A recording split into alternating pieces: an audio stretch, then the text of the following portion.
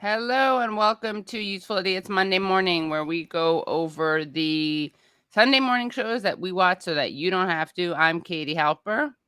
I'm Aaron Maté. And of course, this is a Useful Idiots production. Before we start, just want to remind people to like the stream, which you should have done before. Subscribe to Useful Idiots on YouTube and on Substack. Also, make sure that you come on over to call in right after this, and we put the link to that in the description. And Call In is a free app that you can use from your cell phone, and then you get to ask us questions. Anything else I need to add, Aaron? Well, one thing I want to point out is, from my consumption of all the Sunday news shows this week, am I right, Katie and Wilson, that no one covered the Amazon labor I think you are right. Nobody What Amazon labor victory? I saw nothing about it. Nothing, right? So we'd love, obviously, to be covering that today and recapping how the Sunday news shows covered it, but they didn't. They just ignored it. Right. But congratulations, Amazon. Major historic moment. Congratulations, Chris Smalls. Yeah, you guys, a historic moment. Truly is, and it's just amazing that all these Sunday news shows that purport to represent the news of the country couldn't bring themselves to even acknowledge it. You know what it was, Aaron? They were afraid that they'd get so verklempt on screen, and they didn't want to run their makeup. It's like doesn't look good. Even if you have waterproof makeup, I think it's only so far that can go. And Chuck Todd didn't want to see his powder streaked with his tears, because these people care so much about the lives of the working class and the labor movement in general. They were so emotionally invested in it. It was either because they would be crying or they knew that they would be too pro-labor to report on it in a way that was at all objective. Right. They would compromise their objective reporting. Yeah, exactly. So they recused themselves, all of them recused themselves from covering it in a move of objectivity that we would so like to see on the Supreme Court. Fair enough. That must be it. It is really insane that they didn't, not even one. I guess who would they have on? They don't know anyone in that world. Yeah, and they can't speak to an actual worker. Right. I mean, they do know Jay Carney, who was like the head of Amazon's communications. Oh, it's true. And was his former job. He was Obama's White House president. Right. And they know some Amazon people. They certainly do. Probably didn't want to. They were there. Yeah. Yeah. And also, if they interview anybody from the Washington Post, then they're also interviewing a Jeff Bezos employee. Right. Exactly. Because he owns the Washington Post. So our heart goes out. Our thoughts are with the media elites who, for various reasons, couldn't bring themselves to cover it. And our thoughts are with you. And you're in our thoughts and our prayers. Absolutely. Yeah. Absolutely. Yeah. Well, speaking of prayers, your prayers are answered because we have the one and only Chuckster. Yeah, we got the Chuckster to kick us off this week on Monday morning. Kick us off, yeah. Good Sunday morning.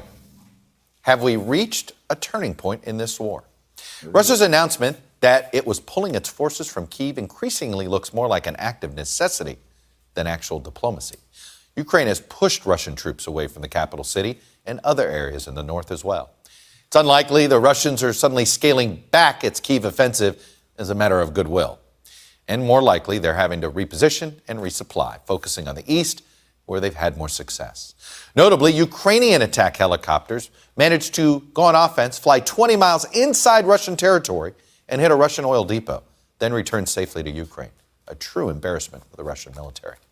As Ukrainian forces have reclaimed territory, they're finding not only the burned out wreckage of Russian tanks and equipment, but also the bodies of dead civilians, apparently murdered by Russian troops. President Zelensky also says the Russians have mined homes and equipment and even booby-trapped those dead bodies. The question now is, what does the next phase of this war look like? Russia's hopes for a lightning-quick victory have clearly failed. See, this is where, a minimally responsible media would be saying things like, Ukraine alleges that Russia killed these civilians here. Ukraine alleges this, but because the Ukrainian government position happens to be the U.S. government position right now, that means that Chuck Todd is just essentially their spokesperson. Right. And he throws in a word like apparently Russia killed these civilians. But what he should be saying is that these allegations come from the Ukrainian government. We haven't independently verified them yet, but we are looking into it. That's what a minimally responsible media would do. But of course, we don't have that. Right. And you, for saying that, are going to be accused of something, I'm sure.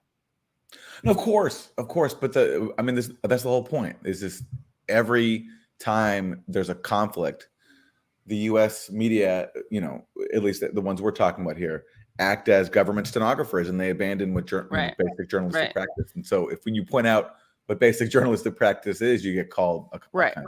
And then also the thing is that when all people are hearing are these reports with very little disclaimer. I mean, I didn't even notice the apparently thing or the apparent thing, right? Then anyone who says, well, we're not exactly sure, sounds like a conspiracy theorist, because all they hear is that it's happening. So you have to be some kind of weirdo to think it's not happening. And no one's denying it's happening, right? Or well, the question is, well, yes, it's both what is happening and also who's responsible, right? Yeah, I mean, like who is responsible for this given atrocity? Right. And there was just a new allegation of one in a town called Bucha, and this is there's a lot of explosive claims about what is actually happening, but with very little time to verify any of the evidence and to just look at what evidence we actually know. Yeah. So that's the issue here, is the rush to accept government claims on faith without proper investigation. Yeah. Okay.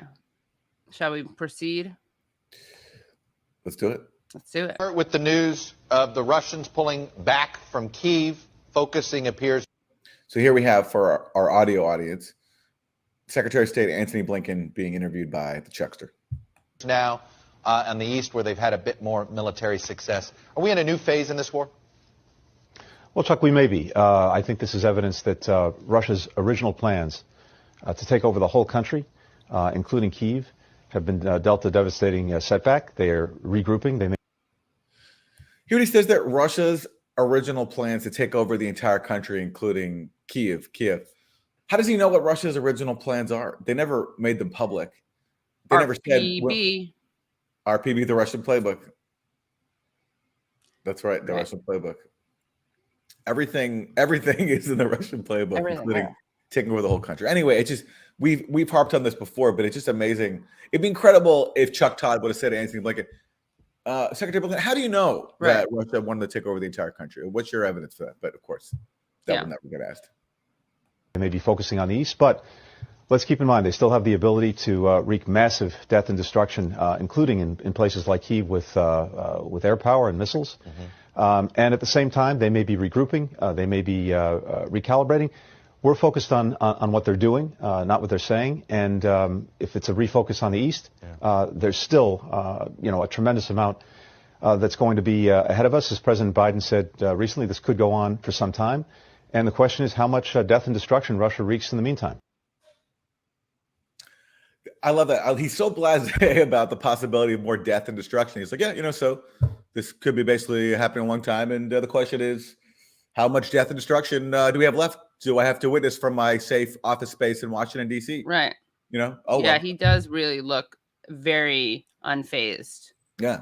It's like, well, I guess more people are going to die. Anyway, too bad I can't do anything about it. I'm only the Secretary of State who's negotiating here with Russia and whose rejection of Russian proposals helped kick off this entire thing. Anyway. But he can do a lot about it. We know what he is doing a lot about it. He's just telling us to sit tight. It's going to be a long haul. Yeah. It's just amazing the lack of urgency with which they're addressing this. Yeah. It becomes more and more apparent, and we'll see this in later clips today, but how much the United States is invested in prolonging this. Yes. And they kind of express that through different rhetorical devices and through different arguments. Yeah. Which we'll see. Yeah. Pretty soon, Blinken's going to be coming out with poetry on how to deal with death and loss. Yeah, exactly. He's going to be recommending like Louise Hay's books. Yeah. Mourning. What is mourning? What is death? Right. Yeah. What is death? What is life? What is life? We ultimately need to embrace impermanence. Exactly. Yeah. He's gonna recommend some Buddhists. You see, Chuck, death is a construct. Yeah. So when you ask me how many more Ukrainian civilians are going to die, I say to you, what do you mean by death? Right. What do you mean by die? Yeah. are going to transition. It's terrible. It's terrible. By the way, someone suggested, Mafik suggested that we look at the commercials during these streams, which would be a good idea. I'm gonna ask Mafik for if he could exercise his patriotic duty, because we watch these. We don't watch these we watch these afterwards, not live on television, because I don't have a television. So maybe someone out there wants to do that. You guys can split it up, but would love to know which ones, because I don't think we can watch them on YouTube with the ads. No, we can't. I do watch them live sometimes. Oh, you do? Okay. Yeah, and the ads. Obviously, the ads are aimed at a bit of a more mature audience, of an older audience. Yeah. You know. But But in terms of the industries, what big pharma? Oh, there's definitely some big pharma up in there. Definitely some big pharma up in there. Yeah. We'll jot it down. We'll look at it. Whoever can find some good commercials, DM us at Useful Idiot Pod, and I'll look at all of them and we'll put them on the show. Oh, good idea. Great idea. You have open DMs, right? Yep. All right, so slide into those DMs, people. Useful Idiot Pod. All right, great. Let's chat. Okay. What do we got next? Oh, this is good. Hillary. We got Hillary making an appearance. Talk about the energy and gas front. Secretary of State to the former Secretary of State. Yes, exactly.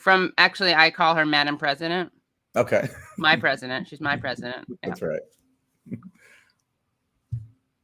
A minute here. One of the easiest ways, perhaps, to relieve some of the pressure on, look, it's not just this country that's experiencing rising energy prices. It's all of Europe. It's really a lot of the world. If a country that we provide an extraordinary amount of defensive weaponry to, an extraordinary amount of support to, and I'm speaking of Saudi Arabia, who could essentially turn the dial tomorrow if they wanted to. We know this with OPEC nations. They're choosing to essentially be on the side of Putin on this one. Should there be some consequences to this in our relationship going forward? Let me just preview this answer a little bit. First of all, you're going to see some really hard-hitting journalism from Chuck Todd, pressing his guest. As usual. Yeah, you're going to see that, so prepare for that. But just note the background here. Basically, for all the claims about how much we love democracy, blah, blah, blah, and that's what this whole struggle with Ukraine is supposedly about, democracy versus autocracy. That's the talking point from Joe Biden on down. We're mad right now because Saudi Arabia, not exactly a beacon of democracy, is not stepping up to fill the energy void left by blockading Russian energy. And so this has made people in Washington very upset because Saudi Arabia, for its part, feels as if the U.S. has not been sufficiently supportive of its genocide campaign in Yemen. The U.S. has been very supportive, I think, but Saudi Arabia apparently feels differently. Right. The U.S. hasn't given enough weapons and intelligence to kill Yemeni civilians. So this is creating this rift right now between the elites in Washington and the elites in Riyadh. And we turn now to one of Saudi Arabia's staunchest allies, Hillary Clinton, for her counsel on how that can be. Yeah. In fact, you know what's interesting? I think we should watch this again and imagine if instead of talking about what Saudi Arabia is doing vis-a-vis Russia, imagine if Chuck Todd was actually asking this about their crimes against the Yemeni people, because that's something that you would never see on TV. Does that make sense? I think we should watch it again and imagine this is the type of question you could ask if you cared about civilians and lives. You could ask this question of Hillary Clinton Saudi Arabia about Yemen. So let's watch this again and imagine that Chuck Todd was actually talking about Yemeni people as if they had as much humanity as Ukrainians. Let me talk about the energy and gas front a minute here. So one of the easiest ways, perhaps, to relieve some of the pressure on, look, it's not just this country that's experiencing rising energy prices. It's all of Europe. It's really a lot of the world. One of the best ways to relieve the pressure on Yemeni If a country that we provide an extraordinary amount of defensive weaponry to, an extraordinary amount of support to, and I'm speaking of Saudi Arabia, who could essentially turn the dial tomorrow if they wanted. It's kind of amazing because they could say, he could be talking about the Yemeni slaughter, and he could be saying they could essentially turn the dial tomorrow, right? This is an exercise in what it would look like if they were responsible journalism. But it is interesting. We'll never hear anyone ask this, but they could turn the dial on killing the Yemeni people. So Saudi Arabia, who could essentially turn the dial tomorrow if they wanted to. We know this with OPEC nations. They're choosing to essentially be on the side of Putin on this one. Should there be some consequences to this in our Again, no one has ever asked this question around the human rights violations and illegal war against the Yemeni people. But it's interesting that they're totally capable of asking this question around something else. Can we hold Saudi Arabia accountable for something else aside from genocide in Yemen? Right. It's not, I mean, they could turn the dial on that. We could stop them from doing that. But that's not really our area of focus. Yeah. And again, when I bring up the fact that there's this, like, the people of Yemen are being starved and slaughtered because of Saudi Arabia's war on Yemen, I'm not saying that because my point is don't care about Ukrainians because people don't care about Yemeni people. My point is, what is really motivating the concern with lives of Ukrainians? That's right. Alleged concern with the lives of Ukrainians. And it's not a humanitarian thing. Now, that doesn't mean that, like, regular civilians don't care about Ukrainian lives. The question is, why is the government and the media so concerned with Ukrainian lives and not with Yemeni lives? And it's not to say, it's not just the racism thing. The point is, it's not really about lives. So you have people who are the media and political elites who have different interests, and they're just weaponizing people's, empathy. As Michael Jackson once said, all I want to say is that they don't really care about us. Exactly. I mean, there you have it right there. Yeah, there you go.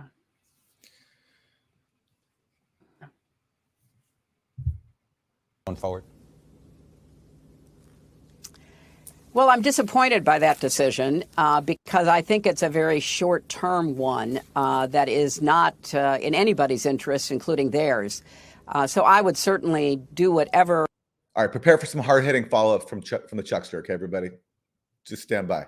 I could that was available to me to try to be more persuasive, if you will, and Carrots to talk or about sticks? some consequences. But I think. Hear that? Carrots or sticks? Carrots or sticks? I mean, it could be a crudité, and in which case it's kind of a combo. Let's go back. I want to hear it again. It's so Carrot funny. sticks. Crudité or sticks? Including theirs. So I would certainly do whatever I could that was available to me to try to be more persuasive, if you will, and Carrots to talk or about sticks? some consequences. But our Play it again. I love that. She's She's answering. She's actually answering. She's talking about basically carrots or sticks.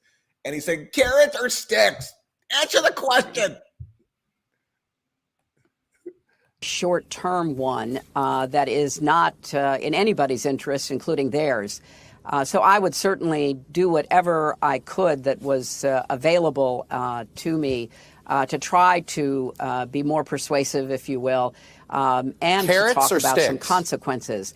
But I think you have to do carrot and stick, Chuck. I mean, I think that. Now, Look at his leg.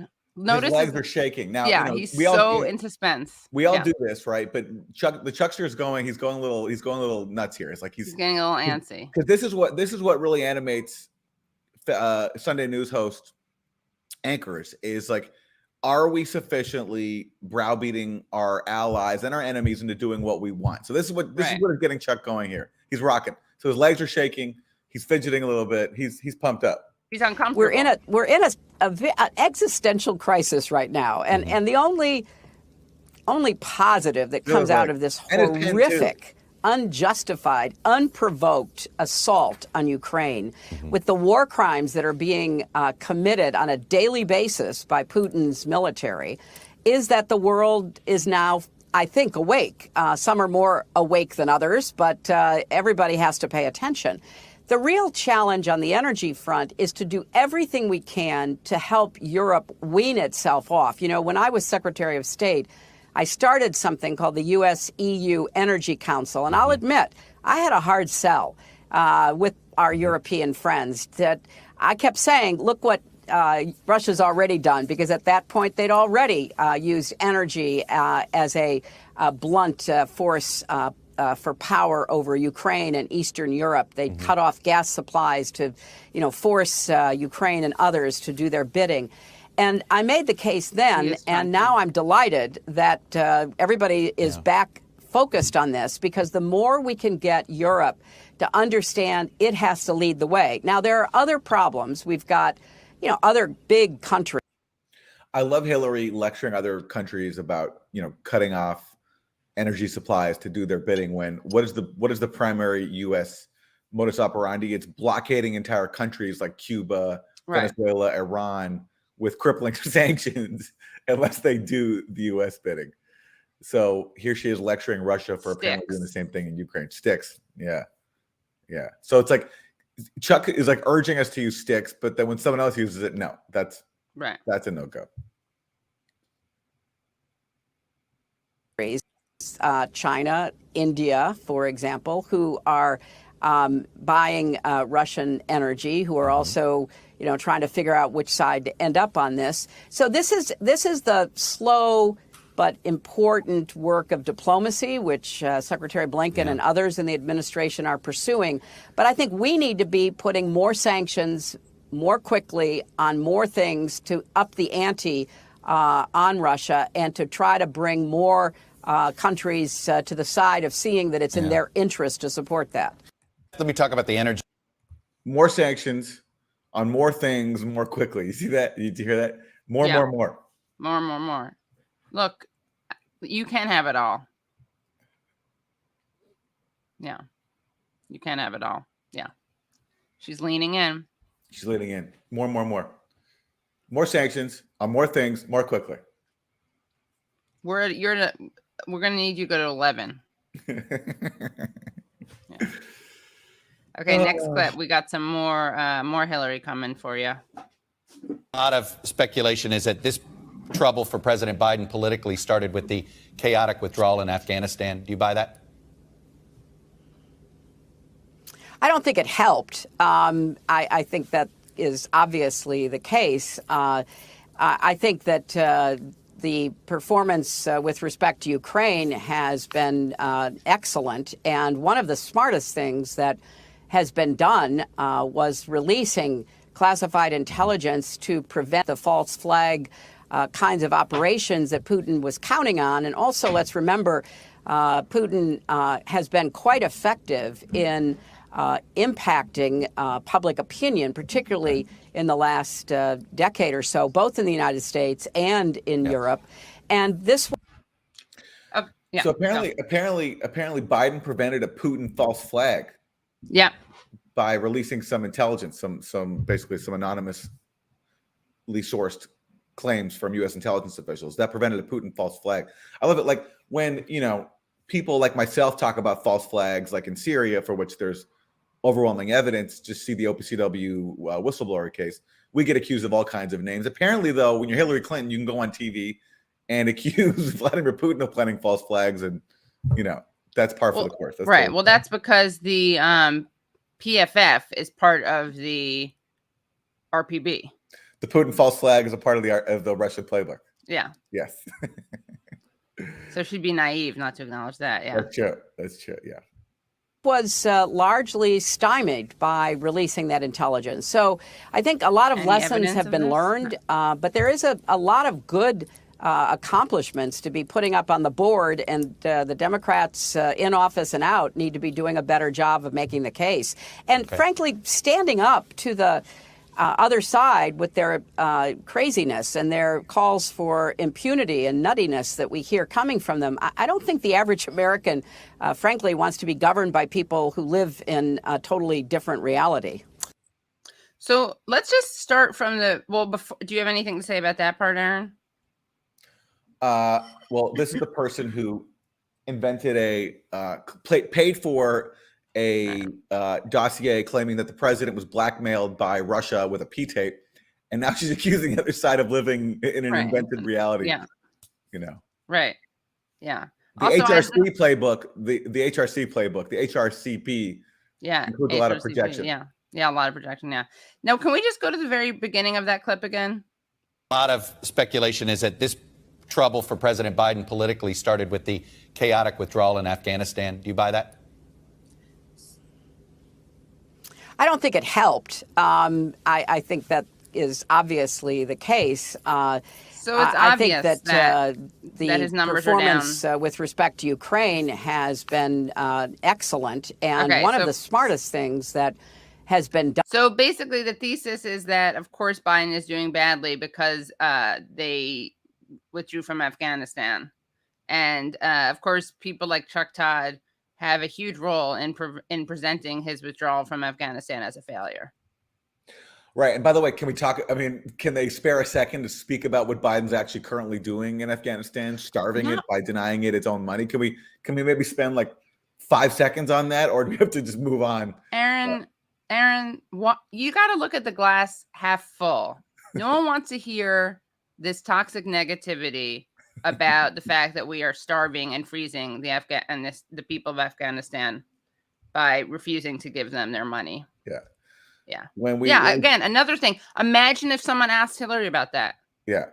God, and it doesn't even occur to them. The only context in which they can discuss Afghanistan is to the extent it embarrassed the president because it didn't go obviously so well. But in terms of not even that it didn't go so well, right? Because that's one thing, but that there were certain logistical mistakes, but it's just the withdrawal in itself.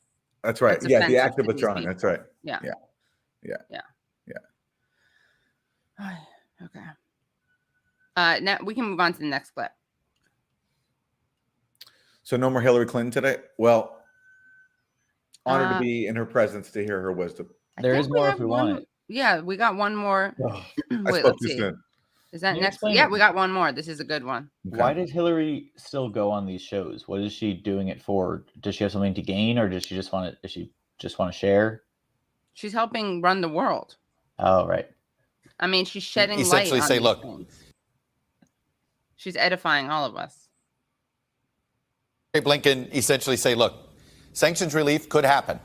It all depends on the behavior of Russia.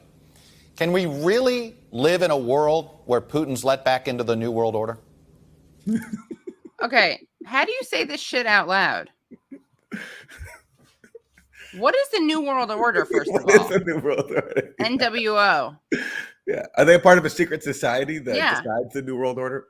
This is one of those times, again, when it's like, who said it, Chomsky or Trump? Who said it, Chomsky or, in this case, Chuck Todd? Yeah. Where it's like something that should be a critique is actually just said as if it's neutral or positive. Yeah. Like, should Putin be allowed to be part of the, cabal that wields disproportionate power over the rest of the world?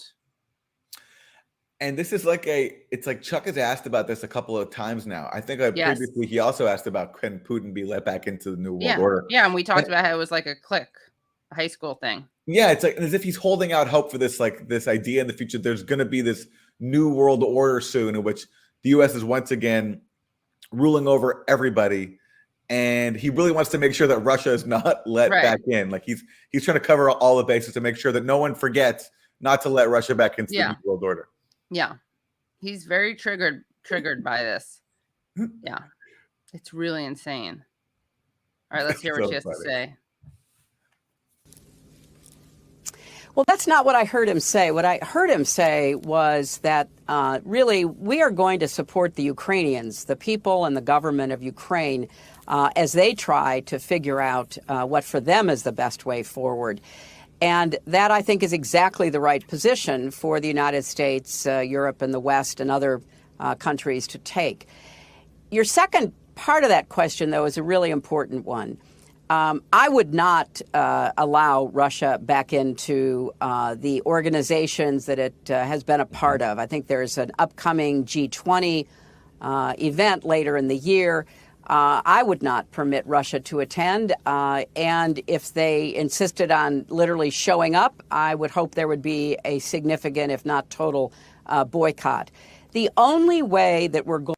And Chuck, I will be attending the New World Order Supreme Council planning session later on today, and I will remind them on your behalf that they should not be let back into the New World Order. Yeah, so they will not be in the G20 and in UNESCO, and also not in the New World Order. Right. All she needs to do is go like this. Exactly. Yeah.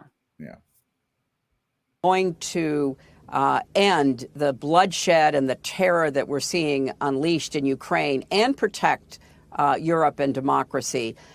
is to do everything we can to impose even greater costs on Putin. There are more banks that can be sanctioned and taken out of the so-called SWIFT relationship. There is an increasing call for doing more on gas and oil. Now, obviously, some of our strongest allies in Europe are desperately trying to get out from under their dependence upon Russian energy. We need to expedite, and I know the administration has been doing that, looking at more deliveries of liquefied natural gas, for instance. So I think now is the time to... This, by the way, was the Trump policy, right? Because what happened was, so Russia and Germany were building Nord Stream 2, which would just make the transit of Russian energy to the rest of Europe quicker. And so Trump and his administration got this genius idea that they were going to sanction the Nord Stream 2, try to kill it, and then replace all the energy that Russia would have provided with liquefied natural gas shipped over across the ocean from the U.S. And which, of course, even if all that energy was delivered, it still couldn't make up what Russia could provide. Right. It's also incredibly dangerous. You're basically transporting like live bombs across the ocean, which could, get sabotaged, blow up, all this horrible stuff could happen. But think about just how inefficient that is, shipping energy in boats across an ocean rather than just a pipeline from a country that's right there. And so Hillary now is picking up on Trump's crazy idea and trying to promote that in this like vain belief that this could replace Europe's energy needs. And this is partly what all this is about. Bringing Russian energy into the rest of Europe via Nord Stream 2 would have led to further integration of Russia and the rest of Europe. And the U.S. doesn't want that. So now they have to come up with ways to try to because they're bullying Europe to going along with them. Now they have to try to convince them that, don't worry, we got your back. With our energy, we're going to ship across the ocean in boats. Yeah. Which is, again, because obviously that's because Donald Trump had such a crush on Putin and was such a sycophant to Putin that he tried to stop the Nord Stream pipeline. Yeah. Okay, let's finish this clip. To double down on the pressure. And I agree completely with Masha. Let's not fantasize about what comes next in Russia. Let's focus on what we're doing right now to help protect and defend the Ukrainian people's right to be a free, democratic nation and protect their sovereignty. Let me push back. You say we can't fantasize about what comes next in Russia. I reserve the right to fantasize, Madam Secretary. Yeah, it's true. He does. And my fantasy includes a hitting Putin over the head with a lunch tray in the cafeteria and preventing him from coming back to the cool kids table. And telling him he's out of the New World Order. Yeah. NWO. That's the clip. Fantasy. Yeah. Let's actually go, if Wilson, can we go to clip 7 before we do 6? I think that makes sense. Or no, we can do 6. Let's do 6.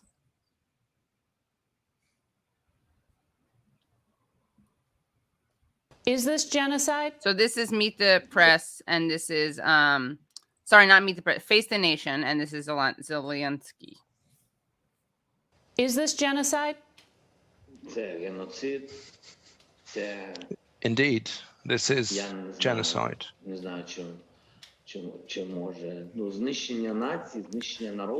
The elimination of the whole nation and the people.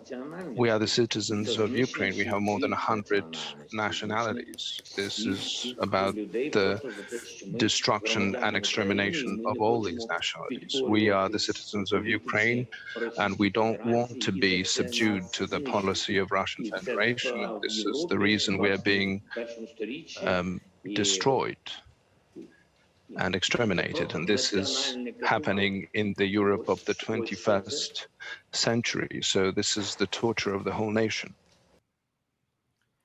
So we've talked about this before a little bit, which is that genocide is a very specific definition, and I don't think most people would consider this to be genocide. And also, of course, when you call it genocide, you're obviously kind of upping the ante on what kind of war this is. And it's obviously, I mean, they're excited to call it genocide. That's why she even asks if it's genocide. We saw the ambassador talk about the elimination, which is a word that's associated with genocide. And of course, this is all part of, I think, the attempt to portray Putin as Hitlerian. And again, this goes back to the point you made before about Saudi Arabia. They would never think to ask about what Saudi Arabia is doing in Yemen, and they would never think to ask or to say, is what Saudi Arabia doing in Yemen, is that genocide, when far more people have been killed by Saudi Arabia, and far more brutal tactics have been used, cutting off the entire country with a siege, destroying civilian infrastructure, destroying communications. That is not actually happening inside of Ukraine. Right. Russia has not done anywhere near what Saudi Arabia has done to the people of Yemen for the last 5+ years with U.S. support. And so now we're going to defer to Zelensky on whether or not this is genocide. By the way, at this point in the Iraq war, over a month in, the U.S. had killed far more Iraqi civilians than Russia has killed Ukrainian civilians. So again, this is not to excuse what Russia has done, but this notion that it's genocide, right, which, as you say, is a very specific term, is just it's crazy and it's amazing. So she asked the question, obviously, to get that answer. It up. Yeah. They would never, ever, ever even raise the question when it comes to what the U.S. does in Iraq or Libya or wherever else the U.S. invades, or what the U.S. is helping Saudi Arabia do in Yemen. Right. It also, the genocide claim kind of contradicts another criticism of Putin, which is that he's kind of trying to make Ukrainians, he sees Ukrainians and Russians as one people and doesn't recognize the sovereignty of Ukraine. But that doesn't include eliminating Ukrainians. Right. If he saw Ukrainians and Russians as one people, he probably wouldn't be committing genocide. Yeah. He doesn't see them as inferior. Yeah. If anything, he sees them, the critique is he doesn't recognize them as Ukrainian. They're all one people, but that means that you don't actually see them as this inferior race that you have to wipe out. Yeah. The narrative never makes any sense. I mean, also we're supposed to believe that Ukrainian resistance with U.S. weapons has stopped Russia from taking over the entire country. But also, if we don't give even more weapons, and if we don't intervene militarily, then Russia is going to move on to the rest of Europe and conquer the Baltic states, even though Russia can't even conquer Ukraine. Right. Yeah, so, it's true. The narrative doesn't make sense. Let me share one thing about Zelensky that came out this weekend that I think is pretty interesting. This is from the Wall Street Journal, a very long article about how we got here. And this is what it reports. So basically, a week before Russia invaded, Germany was engaged in last-minute efforts to prevent war. And this is what the Wall Street Journal reports. So it's talking about German Ambassador Scholz. And it says this: Scholz told Zelensky in Munich on February 19th that Ukraine should renounce its NATO aspirations and declare neutrality as part of a wider European security deal between the West and Russia. That pact would be signed by Putin and Biden, who would jointly guarantee Ukraine's security. So Germany is proposing a pact backed up by Russia and the U.S.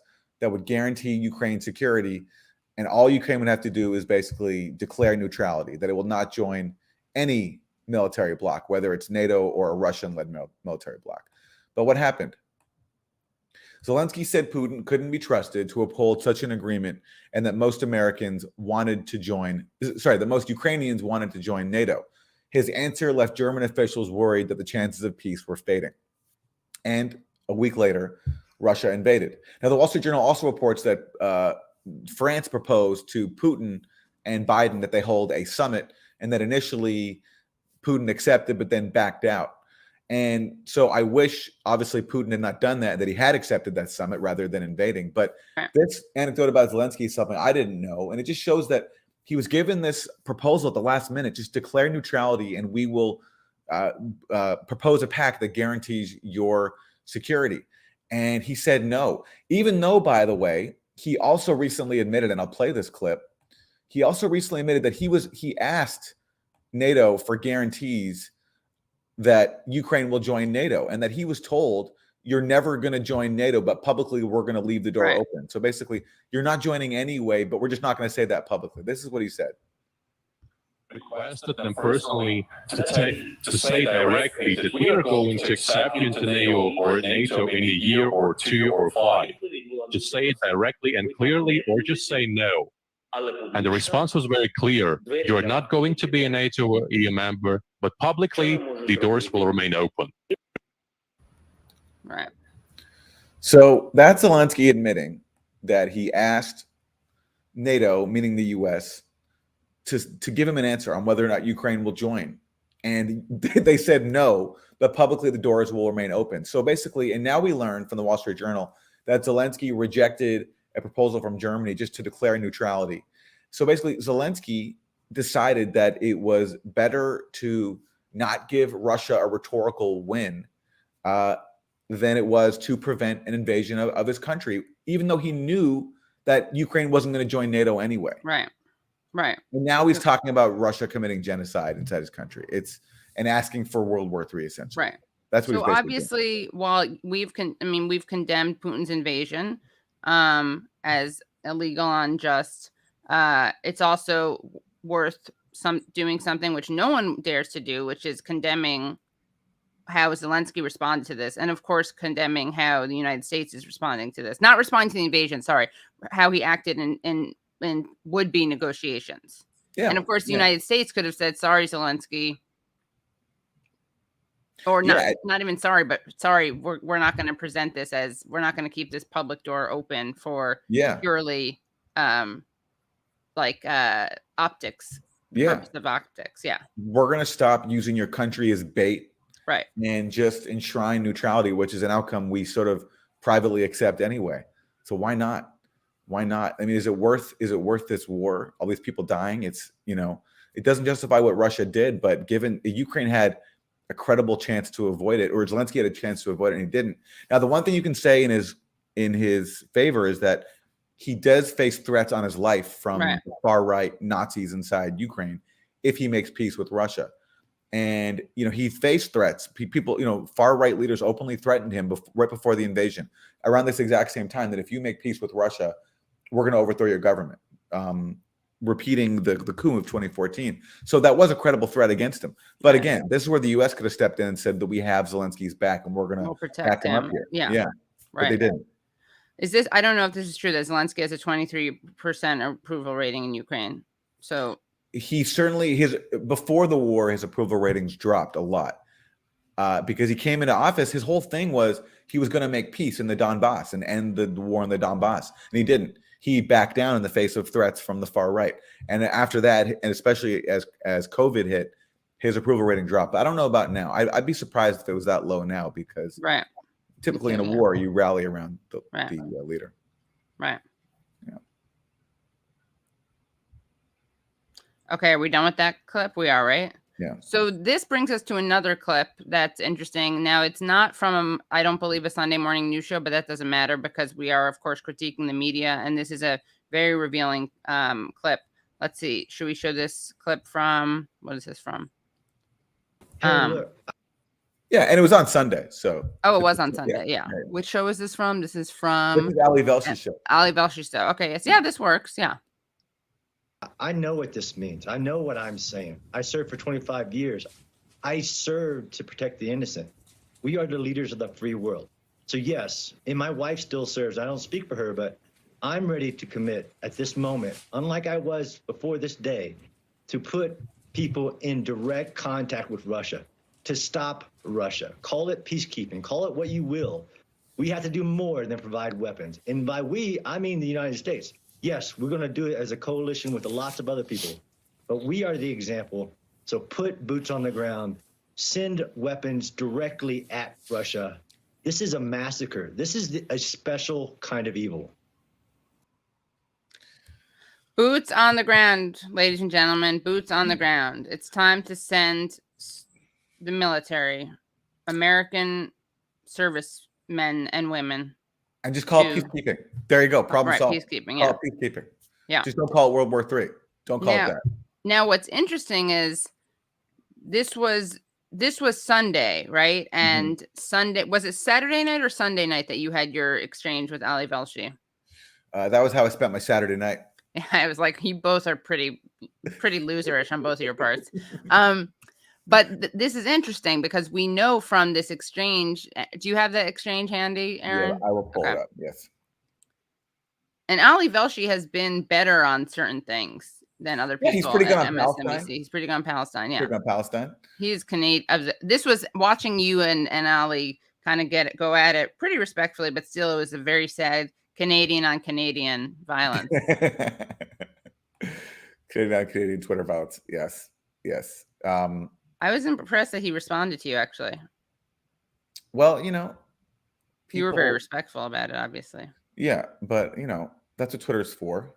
Yeah, it's like what I think he is saying, and we're about to pull it up, is pretty insane. But I think this is what a lot of people think. A lot of people think, yeah. And Ali Velshi has been reporting inside Ukraine, and so that's obviously had an emotional impact on him, which I can understand.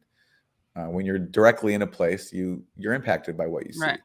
But I think it leads to some unhinged thinking in this case. So let's pull this up. But so this is the first time, I believe, on TV we've seen someone, right, kind of overtly call for boots on the ground. This was a pretty overt, but people like Alexander Vindman, who was the hero of the first Trump impeachment, he's basically been calling for the same thing for a long time. Yeah. So Ali Velshi says on Twitter, the turning point for the West and NATO will come when the sun rises over Kiev on Sunday and the war crimes against civilian non-combatants becomes visible to all. There is no more time for prevarication. If never again means anything, then this is the time to act. Which is a Holocaust callback, of course, never again. Holocaust callback. So then I said, how do you propose the West and NATO act? What are you calling for? And he responds, direct military involvement. Yeah. So to which you respond, I said, I don't agree with you, but appreciate your honesty. Not too many people who share your view are willing to actually admit they want to risk a nuclear holocaust. I would rather see Ukraine accept neutrality and implement the Minsk Accords. And then it continued on from there. But that's. And what's the last thing he said? He did say, I think he said one more thing, and then you guys called it a night. Then he kind of walked it, but then he said, I don't disagree. There it is. He says, I don't disagree. I'm not sure it's reasonable to expect a country that's been invaded 3 times in recent history by Russia to accept neutrality. And then I said, I'm sounding like my grandfather. And then I said, anyway, I went on, I had my counterpoints to that, but that basically that we're not just talking about the Russia, there's a context here where this isn't just Russia invading Ukraine because it wants to. This is the context of the U.S. launching a coup in 2014, overthrowing the government, a war breaking out between the coup government and Russian speakers who took up arms in response to repression against them, including a banning of the Russian language and a massacre in Odessa where dozens of Russian speakers were burned alive because they were protesting the coup government. And the U.S. fueling all this with billions of dollars worth of weapons. So and then also expanding a hostile military alliance of NATO to Russia's borders. So that's anyway.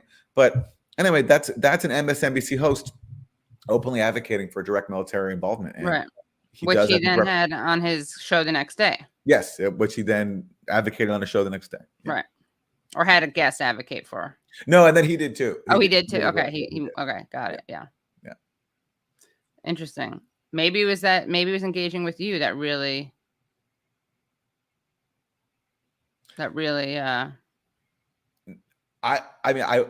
I think he was pretty set on his view that he wanted direct military involvement. And he did. It'd be funny if just because you say something on Twitter, you feel they need to double down on your cable news show. Like, oh shit, I said it. Well, I better book a military guest who's going to say that too.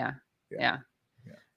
So let's go. We have one more, two more clips that I think we should play. So let's go to the next one, which is more Zelensky, and then we're going to have a response to Zelensky. But again, Katie, let's just bring up Yemen again. Like, imagine if Ali Velshi was allowed to go report from Yemen. Right. Would he be calling for some direct military intervention against the U.S. and Yemeni forces that are bombarding Yemen? You mean the Saudi forces? Yes. Sorry, Saudi. The U.S.-backed Saudi forces bomb Yemen. Would he ever do that? Well, first MSNBC would have to find Yemen on the map. Exactly. Would he ever back arming Palestinians as they resist Israel or direct military intervention against Israel? Of course not. No. Of course not. Okay, now we got some more Zelensky. What was the other Zelensky we have? Oh, it's compromise. It's time. I think that's the same as clip 6. Is it? Hold on. It's the one that McMaster's responds to. No, it's different. It's a different link. Okay, got it.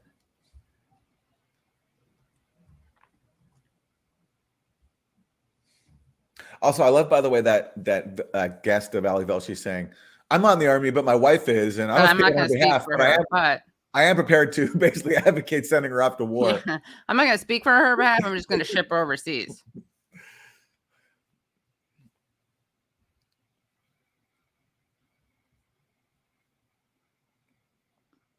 I can also play it, Matt, if you want. Yeah, it's not working for. I think whatever I have is just pulling up the same link as the genocide one. It's in the when I click. Oh yeah, I'm seeing some requests for Brian Stelter. Do we have any Stelter this week? We don't. No Stelter. Oh my god. It's. Are you sure it's not? It's right. It's right below the thing. I just clicked on it. It's right after 7. If time face the nation compromise clip. And the tweet reads, "Will you settle for anything less?" I can play it. I can share my screen. Okay.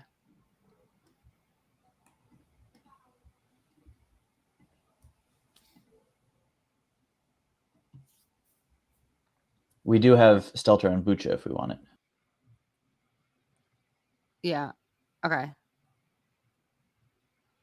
Russia seems very interested in this resource-rich part of eastern Ukraine.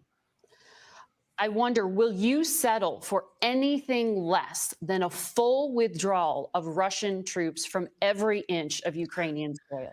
Not at all leading question.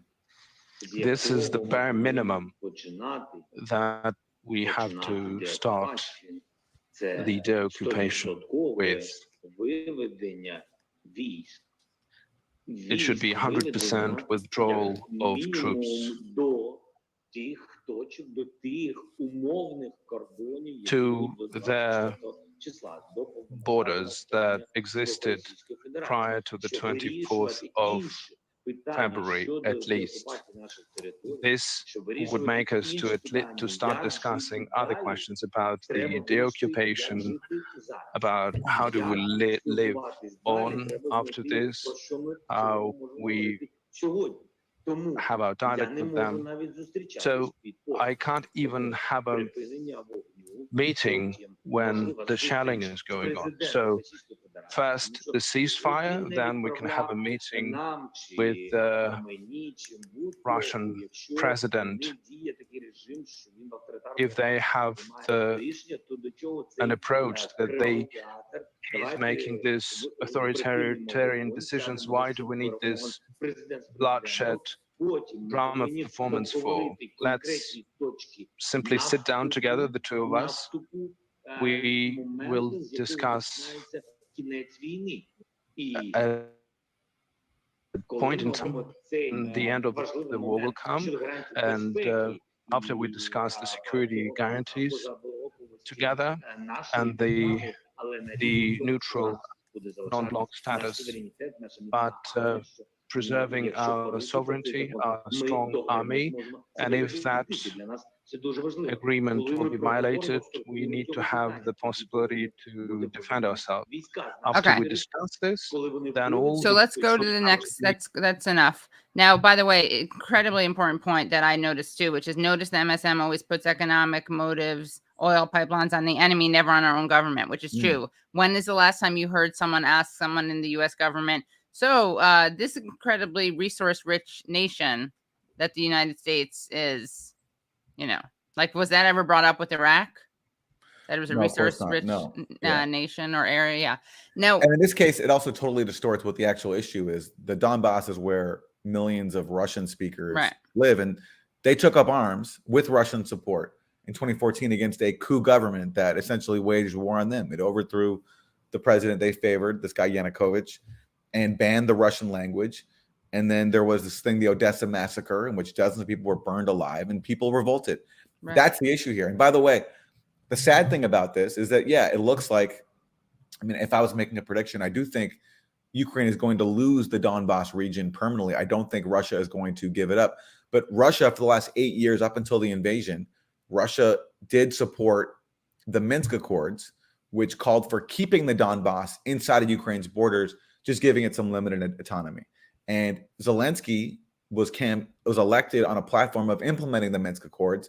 But again, he faced the hostility of the far right, who refused to make any agreements with Russia, and the U.S. did not have his back.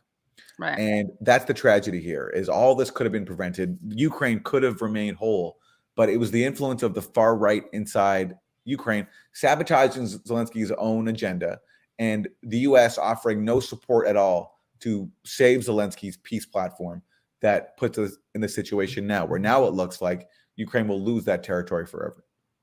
Yes. Now let's very quickly play the McMaster response to this, because I think this is very telling. So this is HR McMaster. Well, I thought it was interesting. President Zelensky. Show him HR McMaster. Yeah, Trump's former national security advisor. Well, I thought it was interesting. President Zelensky said, when I asked him, does this mean, 100% withdrawal from all of Ukrainian territory?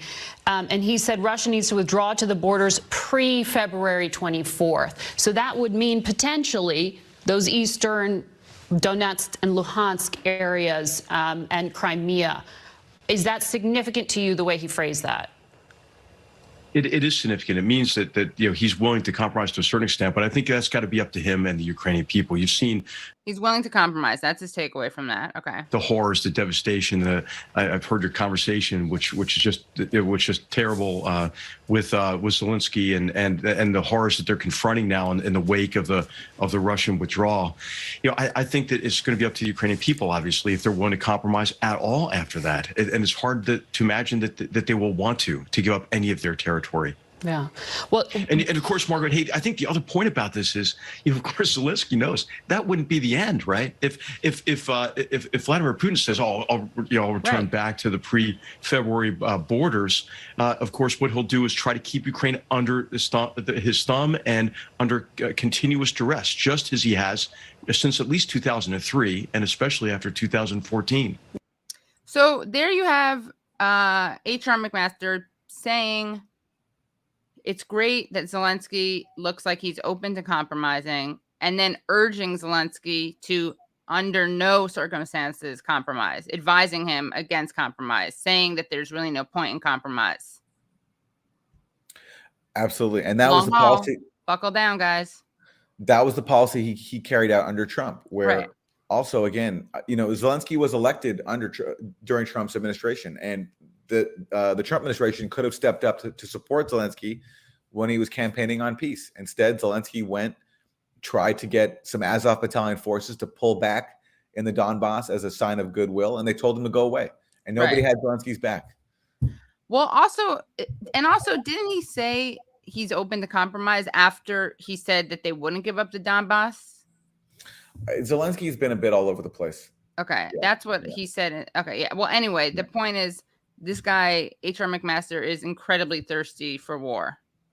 Yes. And openly, basically, I mean, these guys just are, we see this throughout, just like Chuck Todd, it's hard to imagine, living next to someone who wants to eliminate you, as he said. I'm paraphrasing more or less. We can go back. But, how can you do that? Can you ever imagine living next to this guy again? This guy being like, why would you actually compromise when he's just going to do something again? I mean, it's so... There's just no urgency. People just want this war to continue. Absolutely. And that's not what you do if you care about Ukrainian civilians.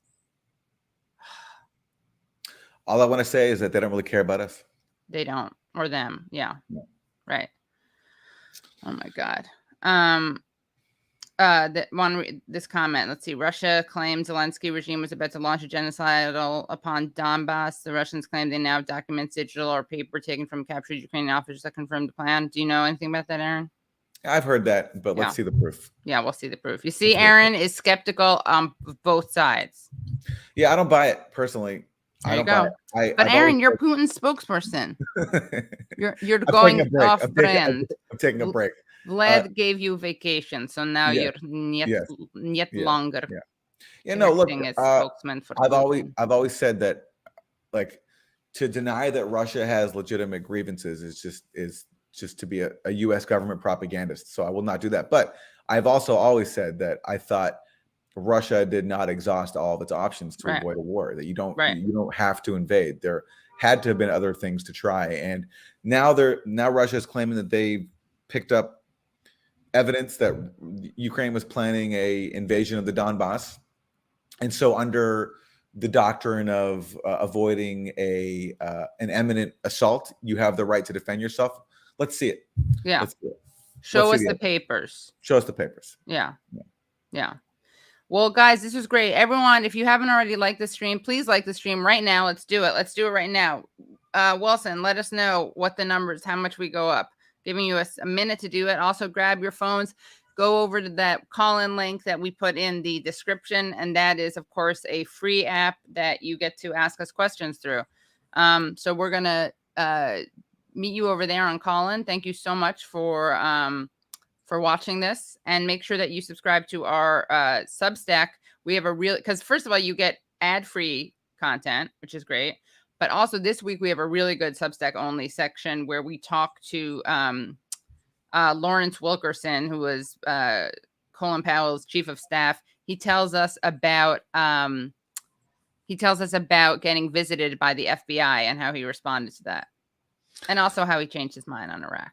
And Katie, meanwhile, I'm monitoring the likes. The likes are exploding, but we're still, as we're speaking, under 50%. So we have over 2,000 watching, but less than 1,000 likes. And guys, come on! I cannot believe that our hate watch contingent here is that big. Is more than half the audience. Yeah. So guys, come on, guys, it's the least you could do. You literally have to press the thumbs up button.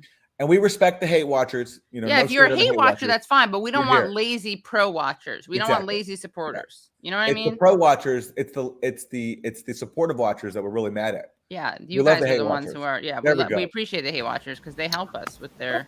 All right, we hit half. All right, good. We hit half. It's okay. Only 49% hate watchers. That's the goal. Yeah. Yes. All the hallmarks of Russian talking points. And wait, what was the other one? I was this is outrageous propaganda being spread by the U.S. and their donors on Sunday morning talk shows. Yeah. So we will see you in like a few minutes over on Call-In. Bye, everyone. Thank you. Bye, everybody.